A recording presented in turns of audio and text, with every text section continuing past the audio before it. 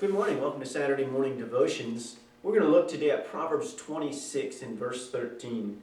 The slothful man saith, "There is a lion in the way, a lion is in the streets." The rest of this passage goes on to talk about the different attributes of a slothful man. It goes on and it tells about the slothful man turning on his bed just like a door on its hinges, turning back and forth. He can't get to sleep because he's been in bed so long. Talks about him hiding his hand in his bosom because he's curled up in bed and he doesn't want to bring it to his mouth again. And then it goes on in verse 16 to talk about the sluggard who is wiser in his own conceit, in his own pride. He's wiser than 7 men that can render a reason. These is the idea of 7 people who are wise enough to argue and use logic, but it doesn't work on the slothful man because he's so lazy. Well, let's just focus on verse 13, this idea of a lion being in the streets. You have to think of Judah in this time. The Proverbs were written by Solomon, and in the time of Judah, it would have been a real issue.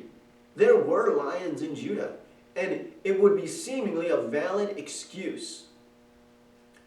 But for this slothful man, he's using excuses. He's making excuses why he can't work.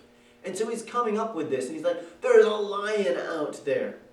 We have the same problem today, right? We don't have lions in our streets, but there are dangers out there, and there are some people who are so slothful, they're so lazy, that they'll find any excuse to get out of work. The Bible looks at this in a very negative light. This idea of this slothful and sluggard man who isn't willing to get out of bed and go to his work. The concept of verse 13 includes this concept of being willing to risk danger to provide for your family.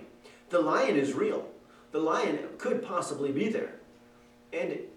But a hard-working man goes out and he takes care of the lion, whether he kills the lion like David does, or he does an issue, or he deals with this lion or whatever it is, and then he gets to work.